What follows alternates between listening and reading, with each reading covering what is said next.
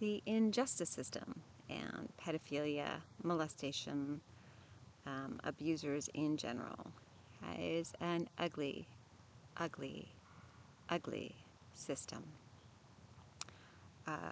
The amount of pressure on the people that have been molested, and the leading questions and the setting things up and denying any statements. Molesters generally don't molest with someone else sitting in the room with them. So having the proof and having the evidence, if there isn't an actual physical penetration to show that, but then that falls into rape, yeah, it's pretty ugly. I've known kids that have been put on the stand. I've known grown-ups that have been, in theory, prosecuted unjustly, as well as ones that have been prosecuted justly. So we need to do something about the injustice system. I still think it's good to take it to court. I definitely do think that it's still good to make the filing, and I think that you should get some kind of advocate or specialist on your side. If you're seeing this, you're probably already grown and it's too late, the statute of limitations, which is another thing that really sucks about our injustice system, isn't it? The statute of limitations runs out before your memories even kick in, because you're trying to survive, or you're not 18. I think there is some clause there, though, that it's from so long after you turn 18.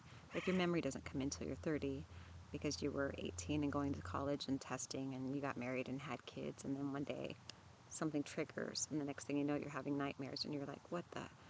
Because that's kind of how that works. So if you've had issues with the injustice system, and you need a place to talk about them and let your steam out, please use this page for that. It's not just the people I've met that have been in and around and dealt with it. It's a shitty system. Yeah. So blow off steam and let it out. And I think you'll find that there are a lot of others who have tried. One of the women I was in prison with, a senior citizen, she had life, she said worth it. They had gone through the injustice system. They had tried to prosecute. I don't remember if the molester was of her child or her grandchild, but they went in and out of court, and they had all this evidence, and they had all these people testifying, and I think the person in question was someone of authority that had more money and had power, and so she killed him. And her kids and her grandkids and everybody came to see her, and she said worth it, because that man will never hurt another child again. I do not recommend that, though. Prison is really ugly. You don't really want to spend any time, but I can understand that kind of anger. So let it go here, and don't go to prison. That's preferred. Yeah, it sucks. It sucks. And guess what? There's no names here. There's no names, and there is no IP tracking, and there is no anything. So you can say whatever you want.